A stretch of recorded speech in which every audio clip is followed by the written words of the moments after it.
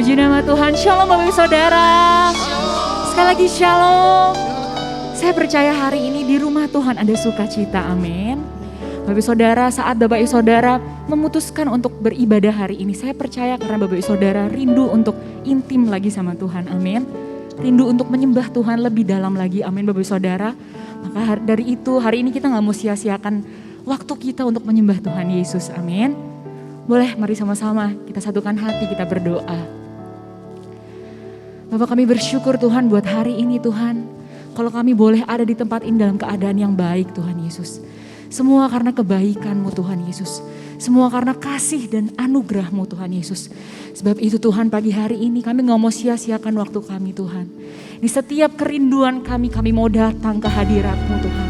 Setiap kerinduan kami Tuhan, kami mau merasakan hadirat-Mu lebih lagi Tuhan Yesus. Dan di dalam nama Tuhan Yesus Kristus, mari sama-sama yang siap untuk memuji Tuhan katakan amin. Bahwa setiap syukur kami hari ini Tuhan Yesus. Kasih Tuhan. Hatiku mau menyembah-Mu, jiwaku merindukan Yesus. Hanya Kau Tuhan dan Rajaku, ku sembah Kau Allahku. Ku rindu melayani-Mu, ku suka senangkan-Mu Yesus. Hanya Kau kuat dan harapku, ku sembah Kau selamanya. Ku sembah Kau Yesus, ku sembah Kau. Senang hatiku dan kekuatanku, ku rindu menyembah-Mu Yesus. Ku sembah Kau Yesus, ku sembah Kau. Senang hatiku dan kekuatanku, ku rindu menyembah-Mu Yesus. Yang rindu menyembah Tuhan, kasih tepuk tangan yang terbaik buat Tuhan Yesus. Dari setiap hati kami Tuhan Yesus, mari bersama-sama nyatakan pujian ini. Hatiku mau menyembah-Mu, jiwaku Yesus merindukan Yesus. Hanya Kau Tuhan dan Rajaku, ku sembah Kau Allahku. Ini hati kami melayani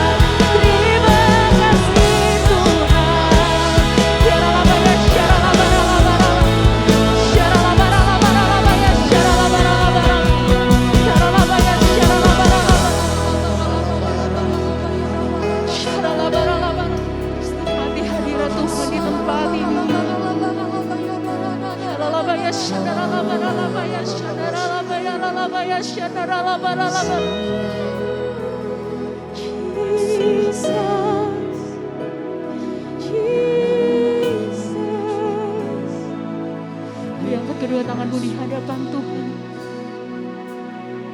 Sembah dan puji penuhi kasih. Sembah dan puji.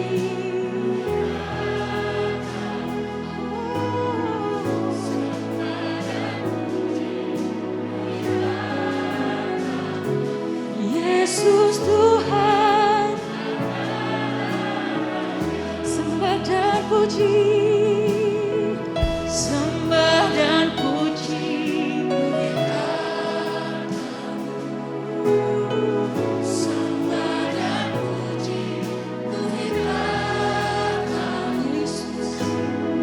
Sembah dan puji Tuhan Yesus Tuhan adalah Raja. Angkat kedua tanganmu, katakan sembah dan puji. Sembah dan puji Tuhan tatamu. Sembah dan puji Tuhan tatamu. Sembah dan puji Tuhan tatamu. Katakan Yesus Tuhan. Yesus Tuhan adalah Raja. Sembah dan puji. Sembah dan puji Tuhan tatamu. Sembah dan puji Tuhan tatamu. Sembah dan puji Tuhan tatamu. Yesus Tuhan adalah Raja. Sembah dan puji Tuhan tatamu. Sembah dan puji Tuhan tatamu. Sembah dan puji Tuhan tatamu. Yesus Tuhan adalah Raja. Katakan Yesus. Yesus Tuhan adalah Raja. Yesus Tuhan. Yesus Tuhan adalah Raja. Mari kasih tepuk tangan yang terbaik buat Tuhan Yesus. Sorakan haleluya. Mari jemaat Tuhan yang beribadah onsite maupun live streaming, sama-sama kita memperkatakan firman Tuhan yang terdapat pada Mazmur 91, dan kita percaya Mazmur ini tergenapi dalam kehidupan kita, dalam lindungan Allah. Orang yang duduk dalam lindungan yang maha tinggi dan bermalam dalam naungan yang maha kuasa akan berkata kepada Tuhan, tempat perlindunganku dan kubu pertahananku, Allahku yang kupercayai. Sungguh, Dialah yang akan melepaskan engkau dari jerat penangkap burung, dari penyakit sampar yang busuk.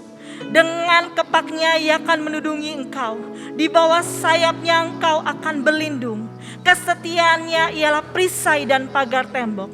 Engkau tak usah takut terhadap kedahsyatan malam, terhadap panah yang terbang di waktu siang, terhadap penyakit sampar yang berjalan di dalam gelap, terhadap penyakit menular yang mengamuk di waktu petang. Walau 1000 orang rebah di sisimu dan 10.000 di sebelah kananmu, tetapi itu tidak akan menimpamu. Engkau hanya menontonnya dengan matamu sendiri dan melihat pembalasan terhadap orang-orang fasik. Sebab Tuhan ialah tempat perlindunganmu. Yang maha tinggi telah kau buat tempat perteduhanmu. Malapetaka tidak akan menimpa kamu, dan tulah tidak akan mendekat kepada kemahmu. Sebab malaikat-malaikatnya akan diperintahkannya kepadamu untuk menjaga engkau di segala jalanmu. Mereka akan menatang engkau di atas tangannya, supaya kakimu jangan terantuk kepada batu. Singa dan ular tedung akan kau langkahi. Engkau akan menginjak anak singa dan ular naga. Sungguh hatinya melekat kepadaku, maka aku akan meluputkannya. Aku akan membentenginya, sebab ia mengenal namaku. Bila ia berseru kepadaku, aku akan menjawab. Aku akan menyertai dia dalam kesesakan. Aku akan meluputkannya dan memuliakannya. Dengan panjang umur akan kukenyangkan dia, dan akan kuperlihatkan kepadanya keselamatan daripadaku. Sorakan haleluya. Haleluya. Bapa, ibadah ini kami serahkan ke dalam namamu, ke dalam nama Bapa, Anak, dan Roh Kudus, ke dalam satu nama, Tuhan Yesus Kristus. Sorakan haleluya.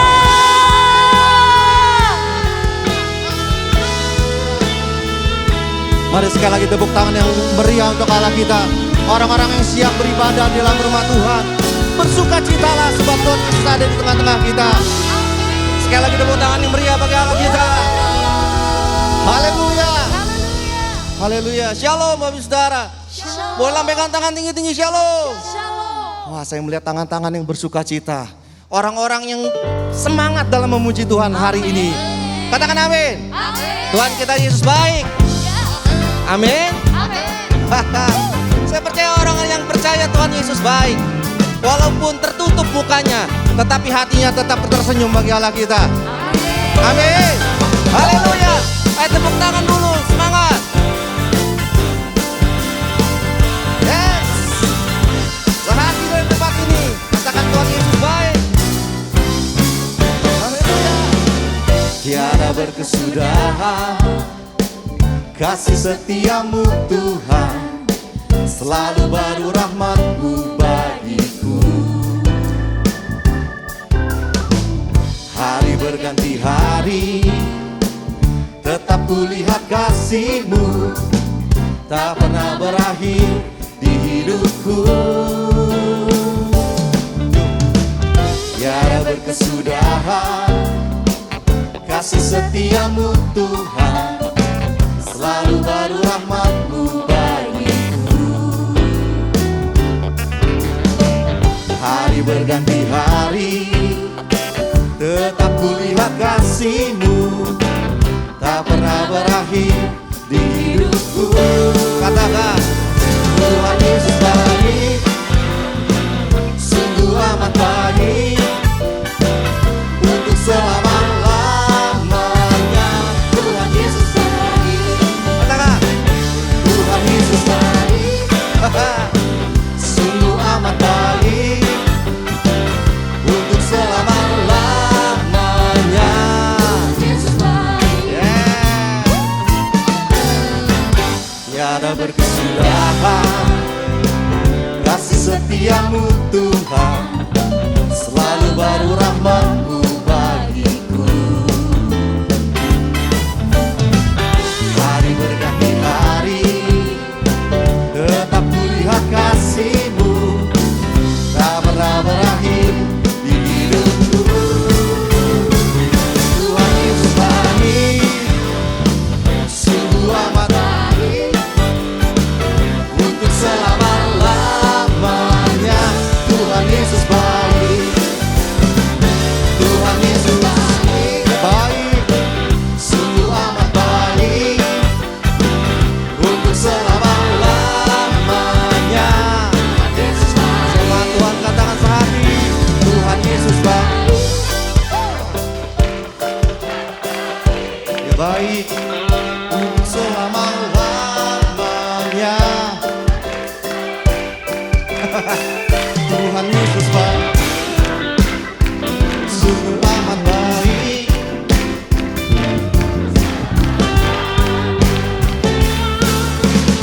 Dari tempat ini, Tuhan Yesus baik, sungguh amat baik, untuk selama-lamanya. Tuhan Yesus baik,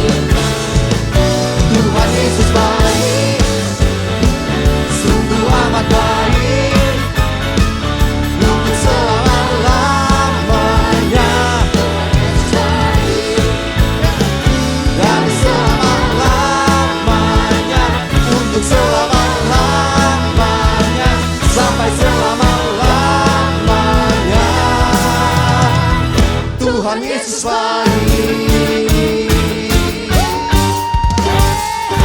Yang merasakan kebaikan Tuhan, ayo kasih tepuk tangan untuk Allah kita. Kami mau bersyukur untuk kebaikan-Mu Tuhan. Tak pernah habis rahmat-Mu, selalu baru setiap hari. Dan kami terus menikmati kebaikan. Dalam nama Yesus, sama-sama katakan amin. Amin. Lalu kembali saudara. Kita butuh Tuhan dalam hidup kita. Bagaimana kita terus minta Tuhan tuntun setiap langkah kita.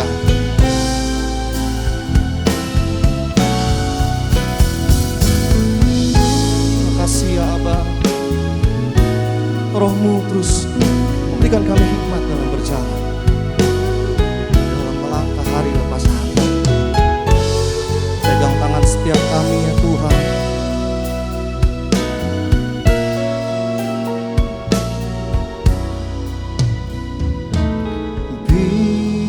Bimbinglah daku ya Yesus,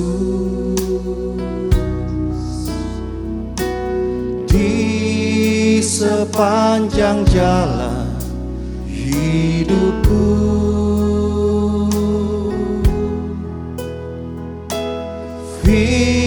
Firman-Mu bagaikan suluh, agar ku tak sesat di jalan. Tanpa Yesus di sisiku, tanpa Yesus membimbingku, tanpa Yesus menopangku, ku kan jatuh. Dengan Yesus di sisiku, dengan Yesus membimbingku, dengan Yesus menopangku, ku tak jatuh. Biar menjadi doa kami ya Tuhan.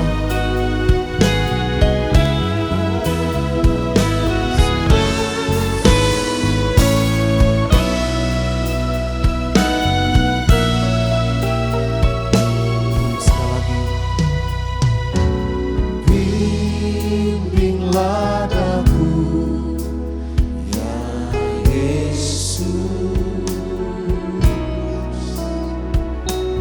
di sepanjang jalan hidupku.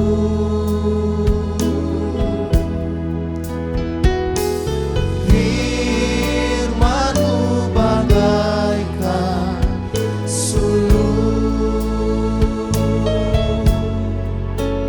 agar ku tak sesat di jalan. Tanpa Yesus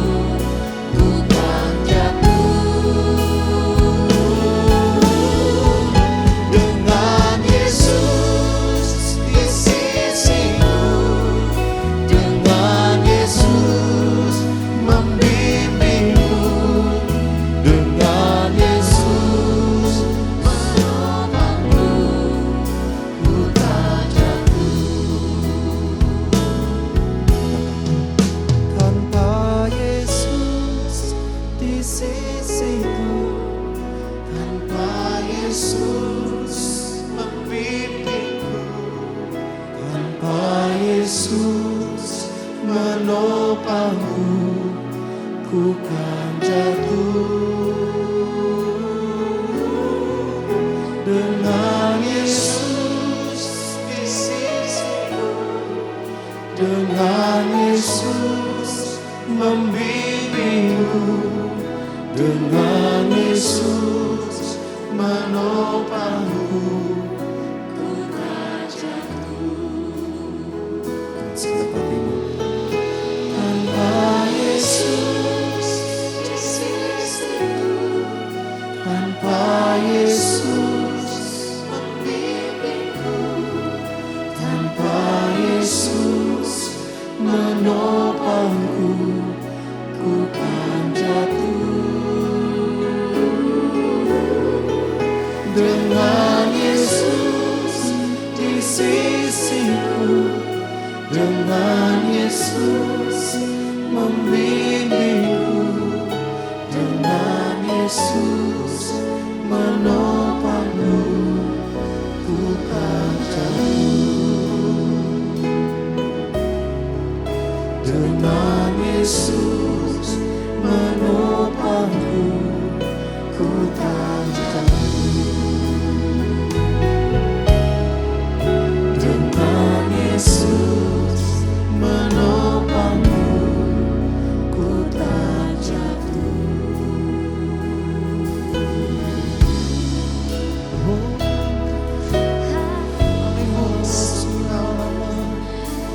Kami butuh Kau Tuhan, lebih dari segalanya Yesus.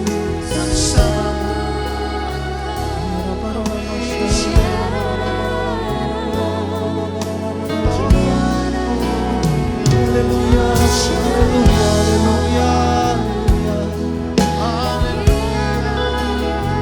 Kami butuh tangan-Mu, kami butuh hati-Mu Tuhan, selalu pegang setiap hari, langkah bersama kami Tuhan.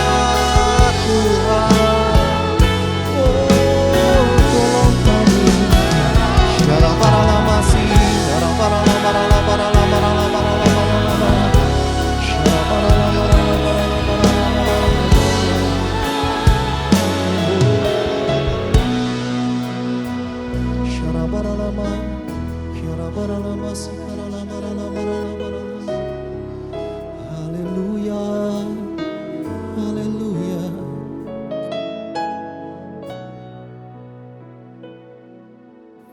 Shalom Jemaat GBI CK7 yang saya kasihi di dalam Tuhan Yesus Kristus. Senang sekali saya, Pendeta Robin Andi Abraham, bisa melayani Anda dalam ibadah online ini. Saya tentu berterima kasih kepada Gembala Jemaat, Bapak Pendeta Dr. Yanto Simko Putra, untuk kesempatan yang telah dipercayakan untuk saya membagikan firman ini.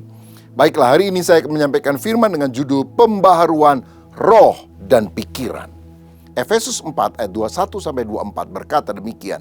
Karena kamu telah mendengar tentang Dia dan menerima pengajaran di dalam Dia menurut kebenaran yang nyata dalam Yesus, yaitu bahwa kamu berhubung dengan kehidupan kamu yang dahulu harus menanggalkan manusia lama yang menemui kebinasaannya oleh nafsunya yang menyesatkan, supaya kamu dibaharui di dalam roh dan pikiranmu, dan mengenakan manusia baru yang telah diciptakan menurut kehendak Allah di dalam kebenaran dan kekudusan yang sesungguhnya. Saudara sekalian, kehidupan di dalam Kristus adalah kehidupan yang luar biasa. Karena dia membaharui kita seluruhnya dari manusia lama menjadi manusia baru. Nah, ada dua bagian utama yang kita akan pelajari dari karya pembaharuan Kristus itu. Yang pertama, dia membaharui roh kita. Tahukah saudara, sebelum kita percaya kepada Yesus, roh kita itu mati. Kita tidak punya relasi yang baik dengan Tuhan. Kita bahkan adalah musuh daripada Allah. Kita nggak suka perkara rohani. Kita nggak suka ke gereja, berdoa, mendengarkan nyanyian pujian. Oh, kita mengabaikan semuanya itu. Kita senang sekali perkara duniawi. Dan kita suka melakukan perkara-perkara dosa. Karena kita nggak takut Tuhan, nggak peduli akan Dia. Dan tahukah saudara, karena hal itu kita akan binasa, masuk ke dalam neraka. Efesus 2 ayat 1 berkata, kamu dahulu sudah mati karena pelanggaran-pelanggaran dan dosa-dosamu. Tetapi oleh anugerah Tuhan, kita ini dijamah oleh Roh Kudus. Dan ketika kita meresponi karya Roh Kudus dalam hidup kita, kita bertobat, kita percaya Yesus, kita diubah menjadi ciptaan baru. Karena roh kita yang mati dihidupkan. 2 Korintus 5 ayat 17 berkata, jadi siapa yang ada di dalam Kristus, ia adalah ciptaan baru. Yang lama sudah berlalu, sesungguhnya yang baru sudah datang. Contoh di dalam Alkitab adalah Saulus, dia penganiaya jemaat. Tapi satu kali dia berjumpa dengan Kristus dalam cahaya yang menyilaukan mata di pintu gerbang kota Damsyik. Dia bertobat. Dan sejak itulah Tuhan memakai dia menjadi alatnya, menjadi Rasul Paulus yang menanam begitu banyak gereja dan menulis hampir setengah kitab-kitab perjanjian baru. Roh yang mati dihidupkan. Dulu adalah seteru Allah, sekarang menjadi sekutu Allah. Saya pernah membaca kisah seorang yang bernama Teddy Hung. Dia adalah bos triad Hong Kong, ketua dari mafia yang melakukan banyak tindakan kriminal. Saudara, dia punya lebih kurang 200 kasino di Hong Kong, di Macau, di Filipina. Dia juga melakukan bisnis narkotika, bisnis prostitusi. Istrinya ada 4, pacarnya belasan, ada artis fotomodel Hong Kong. Tetapi karena banyak kejahatan yang dilakukan, satu kali dia ditangkap polisi, dia harus dimasukkan di dalam penjara. Tapi ternyata di penjara, dia juga main uang, saudara. Dia merenovasi kamarnya sehingga menjadi tempat yang bagus. Dan dia masih bisa menjalankan bisnis haramnya itu dari balik terali besi. Tetapi saudara, sebetulnya nundi jauh di dalam dasar hati yang terdalam. Dia mengalami kesepian, dia depresi, dia insomnia, nggak bisa tidur. Nah, ke penjara itu ada seorang Kristen, seorang pendoa yang suka mengunjungi para tahanan bersaksi tentang Yesus. Dan beberapa kali mencoba untuk bicara dengan Teddy Hung, tapi Teddy Hung bilang, aku nggak percaya kepada Yesus, aku nggak mau mendengar apa yang kamu sampaikan. Tapi pendoa ini tekun sekali dan satu kali dia bilang, oke, saya kasih kamu Alkitab ya, siapa tahu kamu satu kali tergerak untuk membaca. Teddy Hung tidak pernah membaca itu. Tapi satu kali, si pendoa ini ketika berpapasan dengan Teddy, dia bilang, Teddy, kamu ini sangat terkenal di Hong Kong. Tapi kalau kamu mati, kira-kira orang akan mengenang kamu sebagai apa ya? Itu pertanyaan terngiang-ngiang di dalam pikiran daripada Teddy Hung, dan sepanjang malam dia tidak bisa tidur. Dia pikir benar juga ya, kalau saya mati, saya akan dikenang sebagai apa? Penghancur rumah tangga orang karena saya menjalankan bisnis prostitusi. Orang yang membuat keuangan banyak orang menjadi bangkrut karena saya menjalankan bisnis perjudian dan sebagainya. Bahkan ada orang yang bunuh diri karena kalah judi. Hatinya jadi gelisah. Dan seperti saya katakan, dia tidak bisa tidur, dia sangat menderita. Dan kemudian dia cari-cari Alkitab yang pernah dikasih orang itu, dia pegang Alkitab dan dia bilang, jika Tuhan benar-benar ada, kalau Yesus itu sungguh berkuasa, saya ingin tidur. Nah saudara, sebelum dia melanjutkan kalimat yang lain, dia sudah ngantuk sekali dan dia tertidur pula sampai besoknya baru bangun. Wow, dia sangat kaget saudara, karena itu sudah lama sekali dia tidak bisa alami, tidur nyenyak di waktu malam. Itulah yang kemudian menjadi titik balik di mana dia mulai membuka hati lalu dibimbing dan percaya kepada Yesus. Tuhan kemudian berkarya, bisnis haramnya makin lama makin merosot. Dan akhirnya ketika dia keluar dari penjara juga dia beralih ke bisnis yang baik, yaitu membuka klinik-klinik kesehatan. Akhirnya dia juga memulai ibadah, membuka gereja, tapi khusus untuk para gangster. Karena dia juga kasihan banyak hidup para gangster seperti dia. Ini bapak buah sudah bertobat, anak buahnya juga harus bertobat. Dan akhirnya Tuhan mengubah dirinya. Hidup yang merugikan jadi hidup yang berguna. Manusia lama dirubah menjadi manusia baru. Karena Tuhan menghidupkan roh kita yang mati sehingga hidup bagi Kristus. Haleluya. Tetapi setelah roh kita dibarui, ada hal lain yang Tuhan mau kerjakan. Tuhan mau memperbarui pikiran kita. Karena Efesus 4 ayat 23 tadi dikatakan, supaya kamu dibaharui di dalam roh dan pikiranmu. Nah, pikiran kita ini, mindset kita, itu harus dirubah. Sebab Roma 12 ayat 2 berkata, janganlah kamu menjadi serupa dengan dunia ini, tetapi berubahlah oleh pembaharuan budimu. Change of your mind. Sehingga kamu dapat membedakan manakah kehendak Allah, apa yang baik, yang berkenan kepada Allah, dan yang sempurna. Nah, perubahan pola pikir ini adalah sebuah proses. Tidak sekejap satu malam, saudara. Ini proses yang lama dan panjang, di mana kita harus menyelaraskan pikiran kita dengan pikiran Tuhan. Karena banyak loh, orang udah Kristen, tapi pikirannya masih duniawi. Kristen ke gereja kalau hari Minggu, tapi yang dia pikir adalah gimana ya dapat untung besar. Walaupun kadang menghalalkan cara untuk mencapai tujuan itu. Sangat duniawi sekali. Misalnya dalam Matius 16, Yesus menyatakan bahwa dia harus mati disalib untuk menanggung dosa manusia. Petrus muridnya menarik Yesus dan berkata, itu tidak akan terjadi. Dan di ayat 23 dikatakan, maka Yesus berpaling dan berkata kepada Petrus, enyahlah iblis, engkau suatu batu sandungan bagiku, sebab engkau bukan memikirkan apa yang dipikirkan Allah, melainkan apa yang dipikirkan manusia.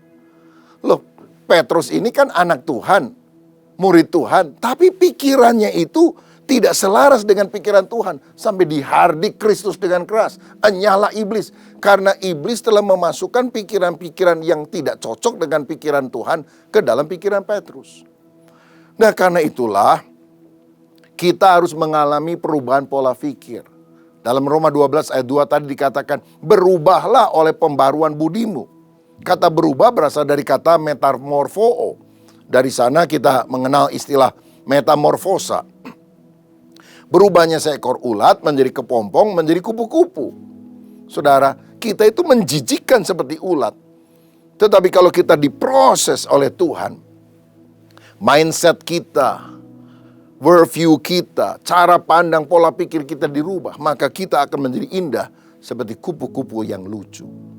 Jadi perubahan pola pikir itu akan terjadi kalau kita terus belajar firman dan mentaatinya, berdoa minta Roh Kudus melembutkan hati kita sehingga kita taat kepada apa yang dikatakan firman. Akibatnya kita akan tahu tentang kehendak Allah, apa yang baik, yang berkenan kepada Allah, dan yang sempurna. Sehingga akhirnya kita menjadi manusia baru dengan paradigma baru. Manusia baru dengan paradigma baru itu adalah orang yang tumbuh rohaninya, sehat secara spirit, bahkan dewasa rohani, menjadi serupa seperti Kristus. Nah, saya akan membahas bagian pembaruan pikiran ini lebih jauh. Saya akan mengajak saudara melihat dua tokoh Alkitab yang mengalami pembaruan pikiran sehingga memiliki paradigma baru yang membawa pada kemenangan dan hidup mereka juga jadi berkat yang dahsyat. Yang pertama adalah Yusuf. Dia adalah orang yang memiliki paradigma baru, melihat bahwa di balik semua kesulitan ada rencana Tuhan yang indah. Yusuf adalah orang yang mengalami hal yang pahit, setidaknya 13 tahun dalam hidupnya. Dia dibenci oleh saudara-saudaranya, dimasukkan dalam sumur yang tak berair, dijual sebagai budak ke Mesir. Di Mesir waktu kerja, istri Potifar jatuh cinta kepada dia, tapi Yusuf tidak mau, maka dia difitnah, dimasukkan di dalam penjara. Tapi pada waktunya Tuhan, dia diangkat menjadi raja muda di Mesir. Saudara, sehingga dia tahu bahwa ternyata di balik kesulitan ada berkat yang Tuhan mau lakukan. Sehingga pada saat saudara-saudaranya datang ke Mesir untuk membeli gandum karena waktu itu masa kelaparan, Yusuf memberi berlimpah-limpah. Bahkan kemudian dia menunjukkan siapa dirinya. Dia adalah Yusuf, saudaranya yang dibuang itu. Dan ketika saudara-saudaranya takut, dalam Kejadian 50 ayat 20, Yusuf berkata, memang kamu telah mereka-rekakan yang jahat terhadap aku, tetapi Allah telah mereka-rekakannya untuk kebaikan, dengan maksud melakukan seperti yang terjadi sekarang ini, yakni memelihara hidup suatu bangsa yang besar. Apa yang terjadi dengan Yusuf? Yusuf melakukan reframing di dalam pola pikirnya. Artinya memberi makna baru dari pengalaman-pengalaman lama yang menyakitkan, sehingga dia mendapatkan hikmah. Kalau aku nggak pernah dijual oleh saudara-saudaraku, memang itu perbuatan jahat. Tetapi kalau itu tidak pernah dilakukan, aku nggak sampai di Mesir. Dan aku tidak bisa diangkat menjadi raja muda di Mesir. Tuhan telah melakukan pembalikan, kejahatan diubah menjadi kebaikan untuk keuntunganku. Dia juga melalui kesulitan sebagai proses menuju keberhasilan. Karena lewat kesulitan itu karakternya berubah. Dari yang buruk menjadi yang baik. Yusuf itu kan anak manja, saudara. Dia sangat dimanjakan oleh ayahnya. Dia juga pengadu apa yang dilakukan oleh saudara-saudaranya. Di ladang diadukan, dikasih tahu kepada ayahnya. Sehingga ayahnya seringkali memarahi saudara yang lain. Dia juga besar murut. Dia pernah bilang, saudaraku, nanti 11 berkas gandum ya akan sujud semuanya menyembah saya. Jadi saya akan diangkat lebih hebat daripada kamu. Oh, tentu ini menimbulkan kemarahan di hati para saudaranya. Tapi melalui proses 13 tahun yang tidak nyaman, dia berubah menjadi pribadi yang ulet, bijaksana, mengampuni, dan jadi berkat bagi orang lain. Saudara, kalau saudara mengalami kesulitan, jangan lihat dari sudut pandang manusia yang terbatas. Lihat dari sudut pandang Allah, bagaimana Tuhan memandang kita. Lakukan reframing. Lihat masalah itu dari sudut kacamata Allah, dari pola pikir yang baru, paradigma yang baru, sehingga kita melihat bahwa Tuhan turut bekerja di dalam segala perkara untuk mendatangkan kebaikan bagi setiap orang yang mengasihi Dia. Saya pernah membaca sebuah kisah, ada seorang suami yang mengambil kertas kosong dan mulai menulis pengalaman hidupnya. Dia kasih judul Tahun Kesulitan. Dia tulis begini, tahun ini saya dioperasi batu empedu dan saya terbaring beberapa hari di rumah sakit. Tahun ini usia saya 60, saya harus keluar dari pekerjaan yang saya sukai sepanjang hidup. Tahun ini papa saya juga meninggal dan saya sangat sedih karena saya mencintai papa saya. Dan tahun ini pula anak saya mengalami kecelakaan mobil sehingga kita harus mengeluarkan biaya yang sangat besar untuk perbaikan mobil tersebut. Setelah menulis itu dia merasa lelah, dia pergi ke kamar tidurnya untuk beristirahat. Kebetulan istrinya masuk ke ruangan kerja suaminya dan membaca apa yang ditulis oleh suaminya. Lalu istrinya mengambil sebuah kertas kosong yang lain dan dia menulis pengalaman suaminya itu tapi dari versi yang berbeda. Dia tulis judulnya bukan tahun kesulitan tapi tahun penyertaan Tuhan. Tahun ini saya dioperasi batu empedu tapi syukurlah saya tidak akan sakit lagi karena hal ini. Tahun ini juga saya pensiun, syukur saya masih sehat dan kini saya bisa fokus kepada hobi saya yaitu menulis. Tahun ini papa saya meninggal dunia tapi usianya panjang 95 tahun dan dia juga tidak sakit dan dia juga sudah percaya kepada Kristus. Dia berada di sorga sekarang. Tahun ini anak kami mengalami kecelakaan mobil, mobilnya rusak parah tapi syukur anak kami selamat. Saudara-saudara lihat. Apa yang terjadi persis sama, tapi paradigmanya, sudut pandangnya, cara melihatnya sangat berbeda. Karena itu kita harus yakin bahwa yang paling penting bukan berapa besar masalah yang saudara alami, tapi bagaimana cara pandang kita melihat masalah itu.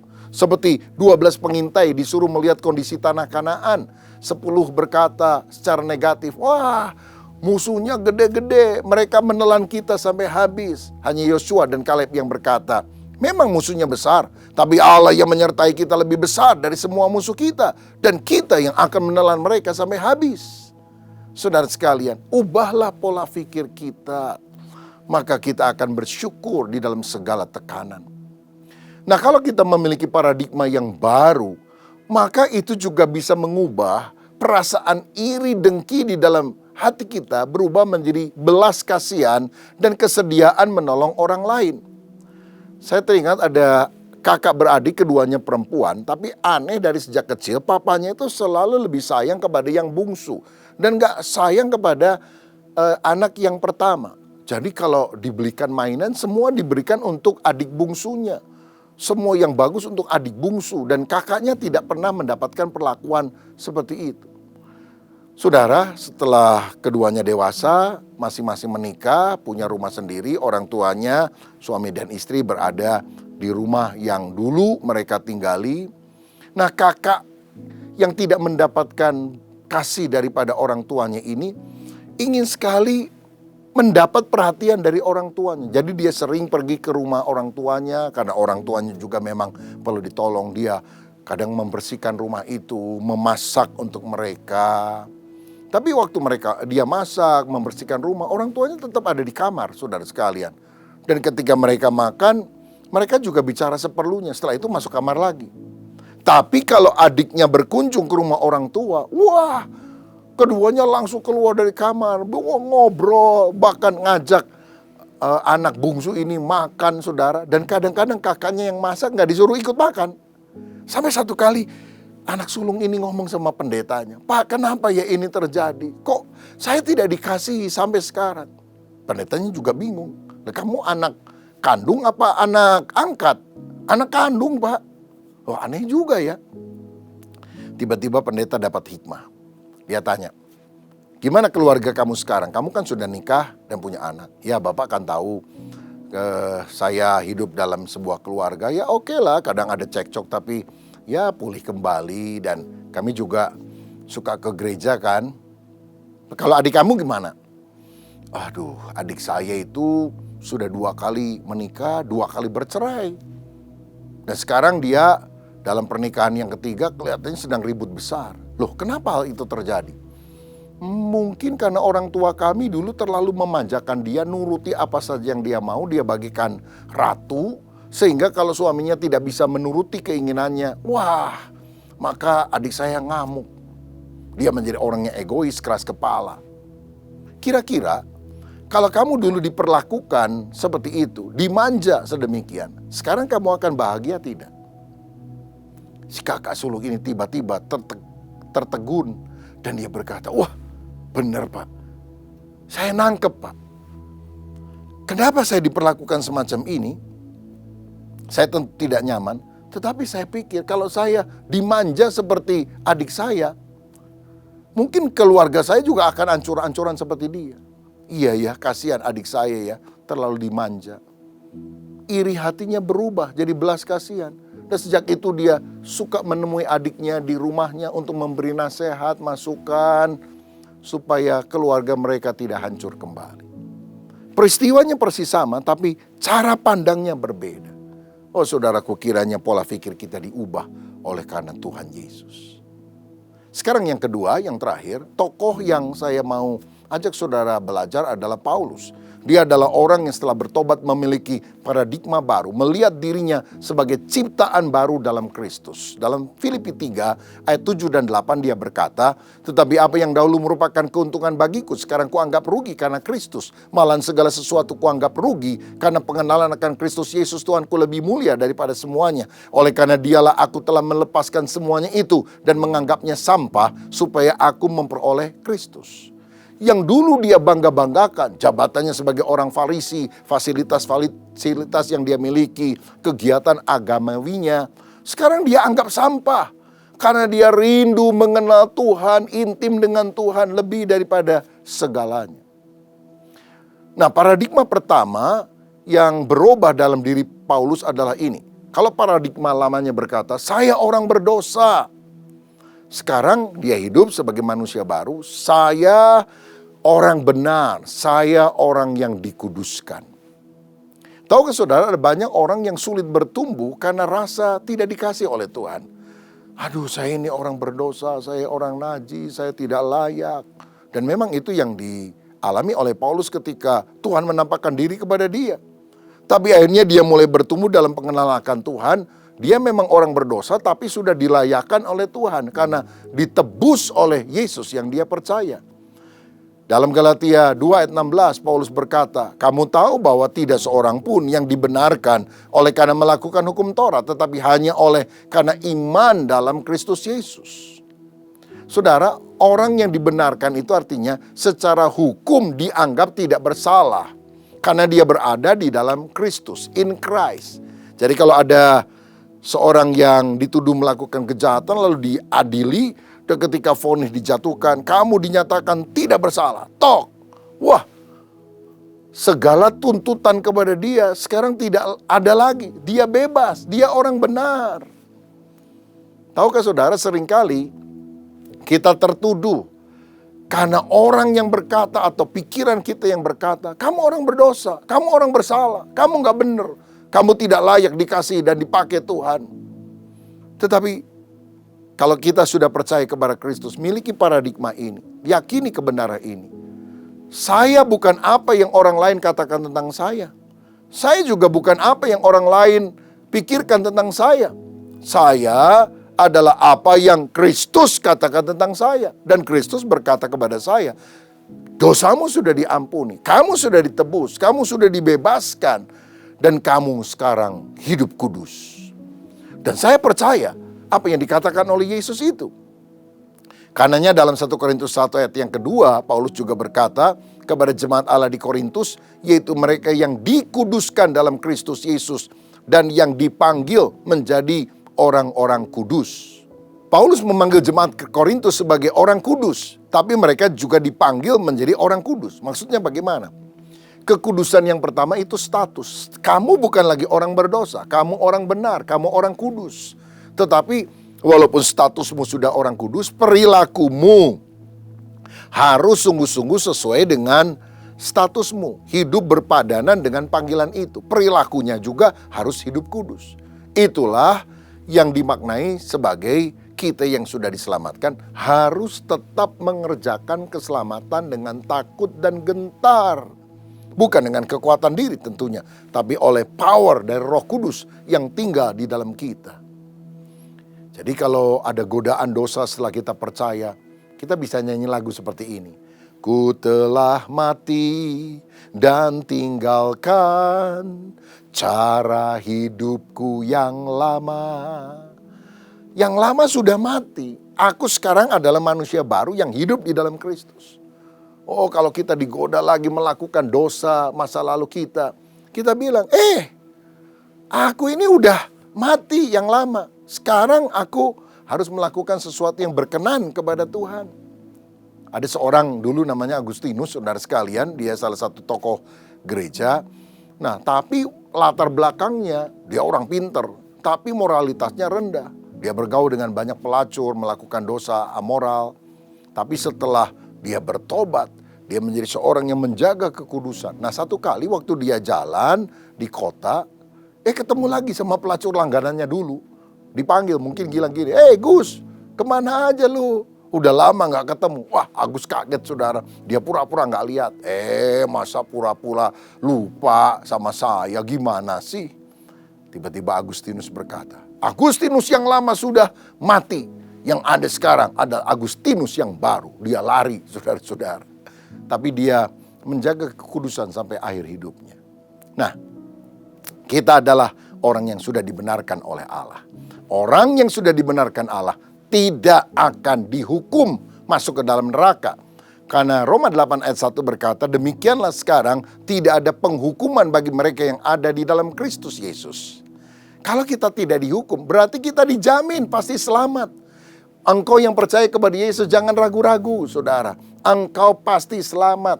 Tutup mata di bumi, buka mata di sorga. Cuma ciluk bak. Kita dijamin selamat bukan karena amal perbuatan kita, tapi karena Kristus telah mati di kayu salib, membenarkan kita, menguduskan kita, menyelamatkan kita. Bahkan dalam Yohanes 1 ayat 12 dikatakan orang yang percaya kepada Kristus diadopsi, diangkat menjadi anak Allah, di mana kita memanggil Allah sebagai Bapa kita. Ada relasi yang intim dengan Dia. Saya lihat akhir-akhir ini ada fenomena artis yang suka mengadopsi boneka. Disebut boneka arwah, spirit doll, katanya saudara sekalian. Nah, jadi dikasih makan, dikasih minum. Katanya di dalam boneka itu ada kuasa-kuasa tertentu lah. Nah tentu kita salah kalau mengadopsi spirit doll ini. Pertama, secara roh, ini adalah spiritisme. Ya, menyembah kepada si iblis, roh-roh jahat. Katanya sih kebiasaan ini berasal dari Thailand. Kalau ada anak kecil mati atau janin yang mati, maka kemudian katanya dukun dipanggil lalu arwahnya itu dipindahkan kepada boneka supaya orang tuanya, ibunya tidak merasa kehilangan. Ini jelas adalah spiritisme. Tapi mungkin ada yang bilang, saya sih nggak segitunya, ini kan boneka biasa. Lalu dirawat kayak anak begitu. Loh, ini kesalahan kedua. Secara kejiwaan ini halusinasi. Saudara kalau masih ada anak kecil ya main-main boneka, diajak ngomong, ya namanya juga anak kecil main-main. Lah ini kan udah gede saudara sekalian. Udah punya anak beneran lagi. Tapi main boneka model seperti itu. Ini halusinasi. Apa masa kecil kurang bahagia? Saya mau bilang, banyak orang sekarang mengadopsi boneka. Tapi bukankah seharusnya kita intim dengan Tuhan? Karena yang betul adalah Bapa Sorgawi yang mengadopsi kita menjadi anaknya. Lah kalau boneka diadopsi, nggak bisa memuji pemiliknya. Tapi kita orang berdosa, disucikan, diadopsi menjadi anak Tuhan. Kita bisa memuliakan Tuhan. Kita bisa meninggikan Tuhan. Karena itu jalin keintiman dengan Tuhan. Nah kita bisa melakukan tentu di rumah kita masing-masing. Kita bisa mengikuti ibadah secara online. Tetapi sekarang ketika pandemi sudah mulai bisa ditangani walaupun belum tuntas semua. Kita juga bersama-sama bisa beribadah bersama dengan yang lain dengan protokol kesehatan yang ketat secara onsite. Saya dorong saudara kembali datang beribadah di rumah Tuhan, di gereja bersama-sama dengan jemaat yang lain. Dan paradigma yang terakhir yang saya mau bawa adalah paradigma lama dari Paulus adalah tujuan ibadah adalah menjadi orang beragama. Tapi paradigma baru yang kita juga harus miliki adalah tujuan ibadah adalah menjadi orang yang rohani seperti Yesus. Paulus dulu kan orang Farisi, agamawi banget. Disunat pada hari ke-8 mempelajari Taurat, taat Taurat sampai sekecil-kecilnya, menganiaya orang Kristen. Tapi sekarang dia sadar, sampah semuanya. Karena aku ingin mengenal Tuhan dan tumbuh menjadi orang yang rohani. Apa beda agamawi dan rohani? Orang yang agamawi itu mengedepankan aturan. Harus begini, harus begitu. Do this, do that. Orang yang rohani, dia melakukan sesuatu dasarnya karena cinta kepada Tuhan. Jadi kalau orang agamawi bilang gini, kalau kamu mau jadi Kristen yang baik, baca Alkitab 4 pasal, doa 1 jam. Awas, kalau tidak, kamu bukan orang Kristen yang baik. Lalu kita mulai ketakutan kalau kita tidak melakukan hal tersebut. Jadi kalau doa baru 10 menit, rasanya udah sejam, masih 50 menit lagi. Waduh, kita memaksakan diri walaupun sudah pikiran melayang-layang, udah ngantuk. Setelah 1 jam, wah saya orang Kristen yang hebat, sudah sejam. Saudara, tetapi orang yang benar-benar rohani, dasarnya cinta. Baca Alkitab karena cinta, nggak terasa. Bukan cuma 4 pasal, lebih dari 4 pasal. Dasarnya cinta, sehingga nyembah Tuhan, masuk hadirat Tuhan, nangis dalam hadirat Dia. Begitu lihat, bisa lebih dari 1 jam. Itu kerohanian. Orang yang agamawi takut dihukum Tuhan. Tuhan marah lo kalau kamu nggak ke gereja. Tuhan marah lo kalau kamu nggak bayar perpuluhan. Tuhan marah lo kalau kamu tidak melakukan ini itu. Tapi orang yang rohani menyadari anugerah Tuhan.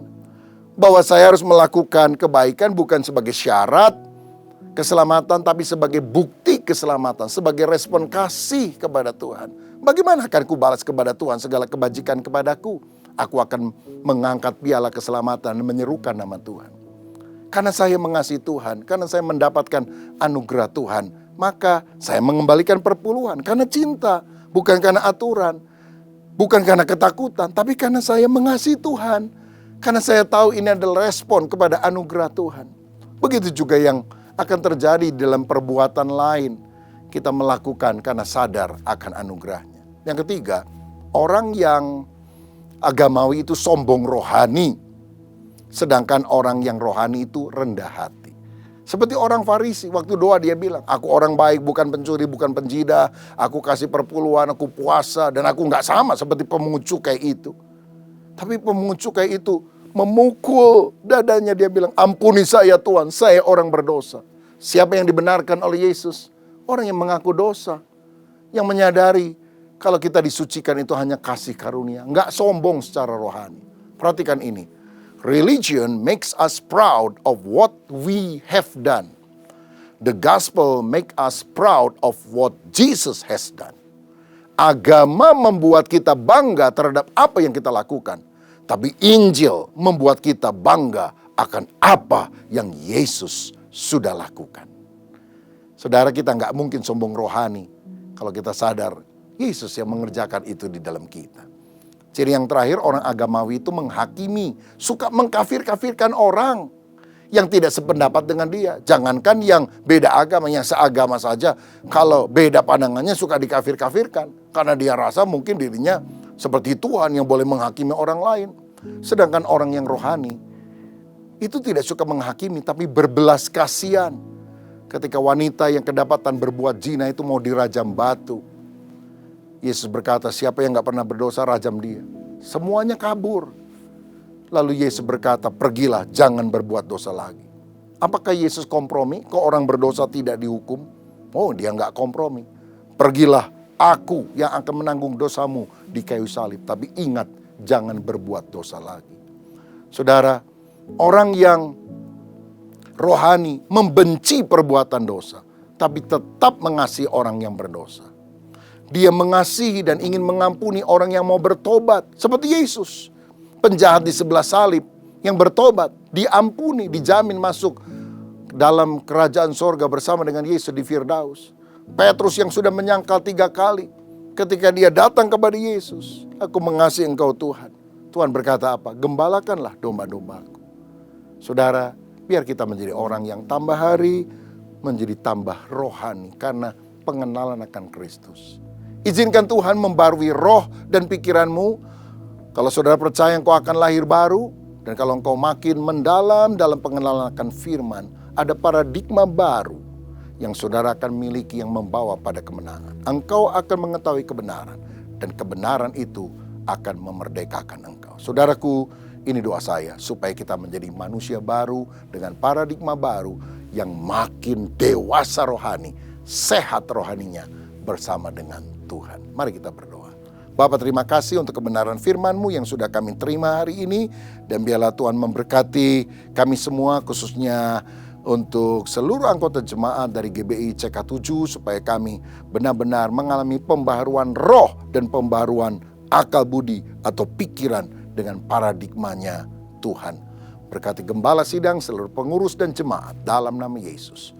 Haleluya. Amin. Tuhan Yesus memberkati.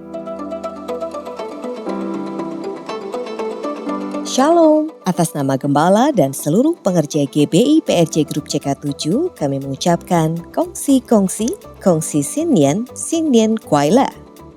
Gembala dan seluruh pengerja CK7 serta jemaat Tuhan mengucapkan terima kasih kepada Bapak Pendeta Dr. Rubin Adi Abraham yang telah memberkati kita semua melalui penyampaian pesan firman Tuhan pada hari ini. Tuhan Yesus memberkati Bapak dan keluarga berlimpah-limpah. Amin.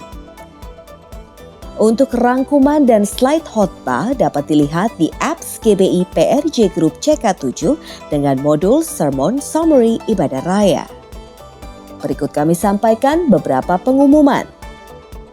Ibadah Raya via live streaming hari Minggu tanggal 13 Februari 2022 pada pukul 7, 9, 11.30, 14 dan 16.30 waktu Indonesia Barat akan dilayani oleh Gembala CK7 Bapak Pendeta Dr. Yanto Simko Putra MD PhD disertai dengan perjamuan kudus.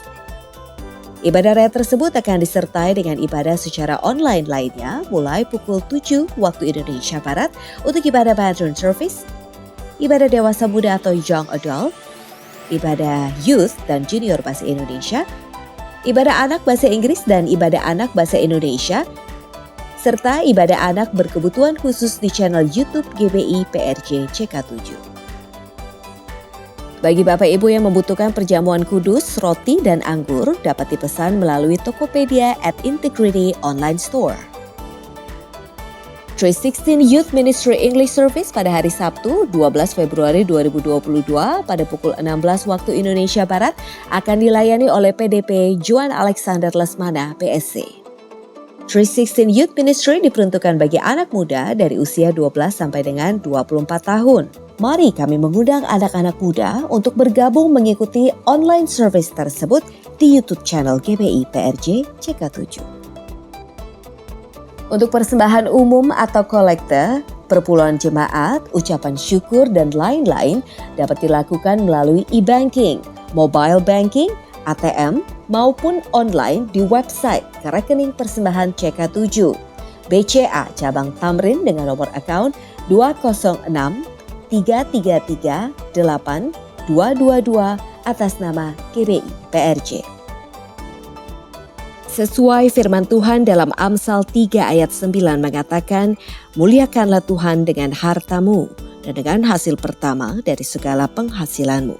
Maka lumuk-lumukmu akan diisi penuh sampai melimpah-limpah dan bejana pemerahanmu akan meluap dengan air buah anggurnya. Dan sesuai pesan dari Gembala Sidang untuk kita menaati firman Tuhan tersebut, maka sebagai gereja yang sepenuhnya mengikuti firman Tuhan, mari kita membawa persembahan buah sulung kita dengan penuh sukacita dan ucapan syukur. Jika kita taat melakukannya, maka Tuhan akan mencukupkan setiap apa yang kita butuhkan. Berikut kami sampaikan rekening bank khusus untuk persembahan buah sulung di awal tahun sesuai dengan cabang Bapak Ibu tercatat sebagai pengerja atau jemaat. Sehubungan dengan semakin meningkatnya penyebaran pandemi COVID-19 varian Omicron, maka demi kebaikan serta kesehatan pengerja dan jemaat, mulai minggu depan 13 Februari 2022 diputuskan untuk sementara waktu ibadah onsite ditiadakan dan pengerja serta jemaat dapat beribadah secara live streaming pada pukul 7, 9, 11.30, 14 dan 16.30 melalui YouTube channel GPI PRJ CK7. Pemberitahuan perkembangan ibadah onsite akan kami umumkan lebih lanjut di news ibadah online apps GBI PRJ CK7 serta website www.gbiprj.org. Unit pelayanan Jemaat CK7 kembali akan mengadakan penyerahan anak secara online. Tanggal pendaftaran pada 30 Januari sampai dengan 12 Februari 2022 pada pukul 21 waktu Indonesia Barat. Tanggal pelaksanaan pada hari Sabtu 19 Februari 2022 pada pukul 10 waktu Indonesia Barat. Pendaftaran dilakukan secara online via website www.gbiprj.org. Tidak terasa kita baru saja melalui 1 bulan di tahun yang baru ini. Apa yang telah kita pelajari di bulan yang baru saja berlalu? Memasuki bulan kedua, bulan yang baru di tahun paradigma yang baru. Hal apa saja yang menjadi pesan Tuhan untuk kita semua? Mari bergabung bersama di Cool Online CK7 bagi Bapak Ibu yang belum tertanam di Cool yang berada di bawah naungan CK7. Pada hari Jumat 11 Februari 2022 pada pukul 19 sampai dengan 21 waktu Indonesia Barat. Dan pada hari Sabtu 12 Februari 2022 pada pukul 10 sampai dengan 12 waktu Indonesia Barat.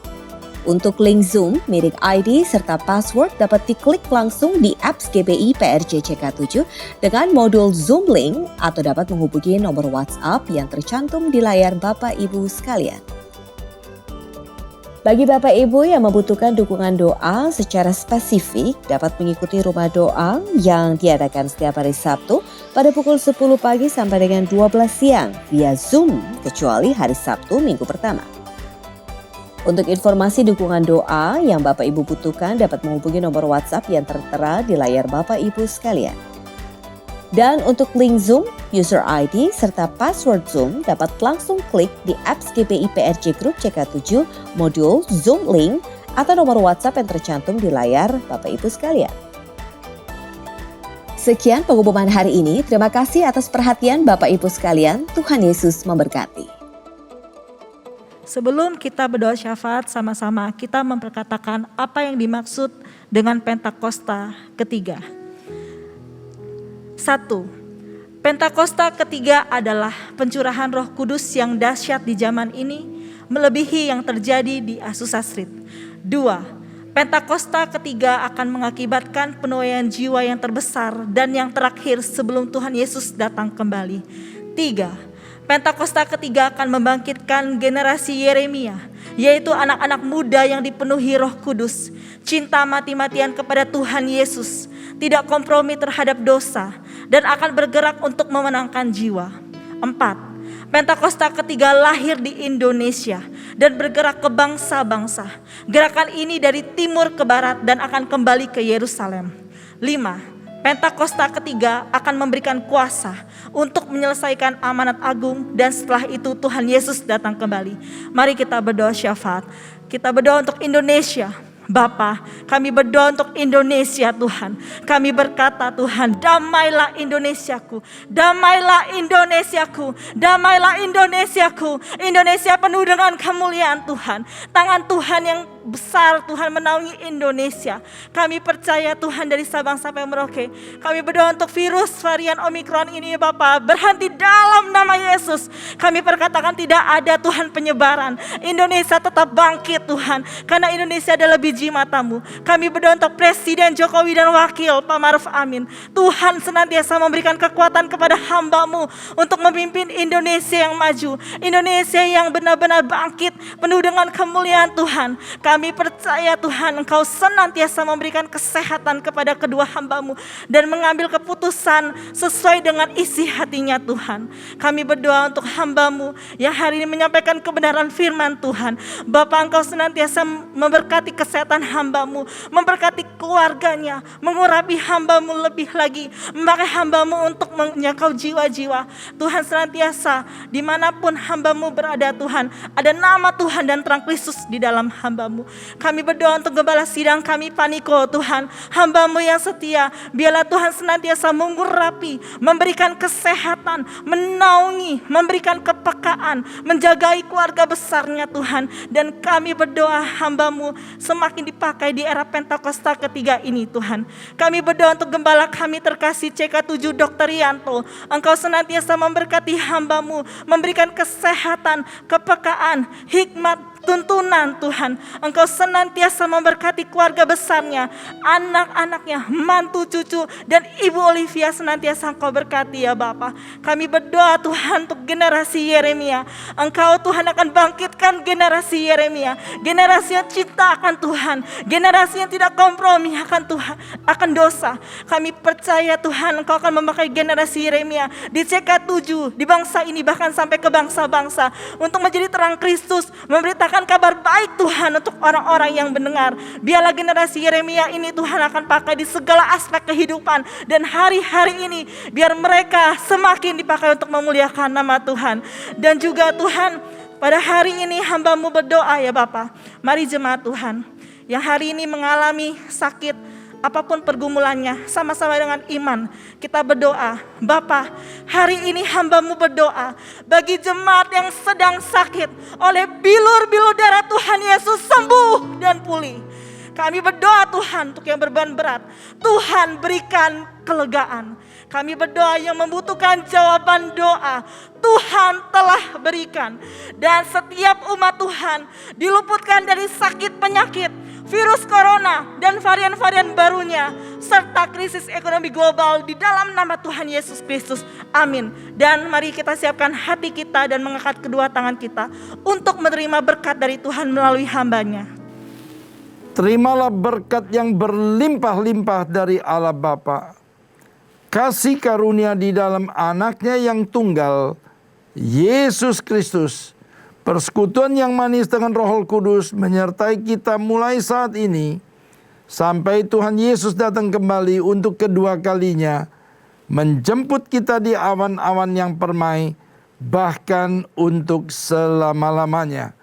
Semua yang percaya katakan amin. Tuhan memberkati saudara-saudara sekalian. God bless you all. Shalom saudara, saya yakin kita semua umat Tuhan di GBI Jalan Gatot Subroto sudah menerima pesan Tuhan bahwa tahun 2022 ini adalah tahun paradigma yang baru atau the year of a new paradigm.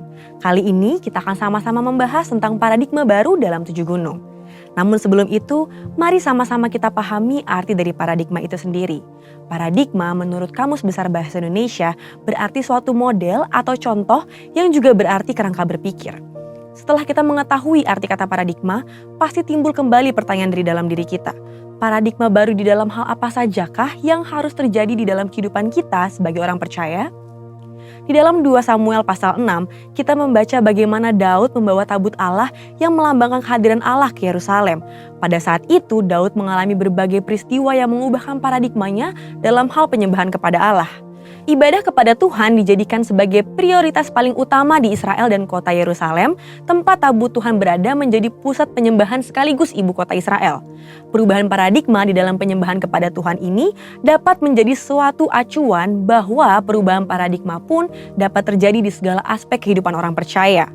Apabila kita baca di awal penciptaan, Tuhan menciptakan manusia segambar dan serupa dengan Allah agar manusia dapat menguasai dan mengelola Taman Eden sambil menikmati hubungan yang intim dengan Allah.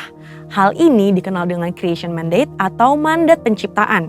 Dengan adanya mandat ini, manusia secara khusus orang percaya diperintahkan untuk menguasai bidang-bidang kehidupan dengan cara memberikan dampak sosial di bumi ini. Lalu, pada bidang apa sajakah kita perlu memberikan dampak? Sekitar tahun 1975, Dr. Bill Bright, pendiri dari gerakan kampus Crusade for Christ, dan Loren Cunningham, pendiri dari Youth with a Mission, mendapat pewahyuan dari Tuhan tentang bidang-bidang yang perlu diberi dampak oleh orang-orang percaya, yang dikenal dengan istilah The 7 Mountains of Influence atau 7 gunung pengaruh. Bidang-bidang ini adalah arts and entertainment, business, church, development of the poor, education, family, dan government. Apakah ada kaitannya antara Daud membawa tabut perjanjian Allah ke Yerusalem dengan ketujuh gunung tersebut? Jawabannya adalah ada. Saudara terkasih, pada saat Daud membawa tabut perjanjian Allah ke Yerusalem, selain merestorasi bentuk penyembahan kepada Tuhan, Daud juga memperbarui bidang-bidang kehidupan lain, yaitu 7 bidang kehidupan tersebut. Dalam Yesaya 43 ayat 18, Tuhan berfirman agar umatnya tidak lagi mengingat hal-hal yang dulu, termasuk kesuksesan yang pernah diraih sebelumnya. Mengapa? Karena Tuhan akan memberikan hal-hal yang baru bagi umatnya, yaitu suatu kerangka berpikir baru agar umatnya dapat memberikan dampak di dalam dunia ini. Jadi, bagaimanakah caranya agar kerangka berpikir baru atau paradigma baru ini dapat memberikan dampak bagi 7 gunung ini? Di dalam Kisah Para Rasul 6 ayat 1 sampai dengan 7 dituliskan mengenai Stefanus, satu dari 7 orang yang dipilih oleh para rasul untuk melayani orang miskin, seorang yang penuh roh dan hikmat. Stefanus tidak dipilih untuk mengajarkan firman atau memberitakan Injil, tetapi Tuhan memakai Stefanus secara luar biasa saat dia melayani orang-orang miskin itu. Dari kisah Stefanus, kita pelajari bahwa kita dapat membuat suatu restorasi dalam bidang di mana kita ditempatkan. Saat kita berjalan dalam kuasa Roh Kudus. Dengan kuasanya, sama seperti Daud membawa tabut Allah ke Yerusalem, kita juga dipakai untuk membawa hadirat Allah dalam setiap bidang kehidupan yang kita geluti. Artinya, kita menghadirkan doa, pujian, penyembahan, dan mengimpartasikan nilai kerajaan Allah atau membawa otoritas yang disertai hikmat ilahi di marketplace. Di era Pentakosta ketiga saat ini, kita percaya bahwa Roh Kudus sedang dicurahkan secara luar biasa bagi anak-anak Tuhan menjelang kedatangan Kristus yang kedua kali. Oleh sebab itu, kita percaya bahwa pemberdayaan ilahi ini bukan saja akan mempengaruhi gereja Tuhan secara khusus, tapi juga akan membawa pengaruh bagi dunia secara umum. Tuhan Yesus dalam amanat agungnya memanggil setiap orang percaya untuk menjadikan semua bangsa murid-Nya. Artinya, kita dipanggil untuk membawa hadirat Tuhan dan membawa perubahan dan pengaruh di dalam pekerjaan, keluarga, tempat pendidikan, media, dunia seni dan hiburan, pelayanan pada kaum marginal, bahkan dalam pemerintahan negara kita. Kita harus yakin bahwa melalui pemberdayaan Roh Kudus, kita diperlengkapi dan dimampukan untuk membawa perubahan, pengaruh, dan dampak di ketujuh aspek tersebut.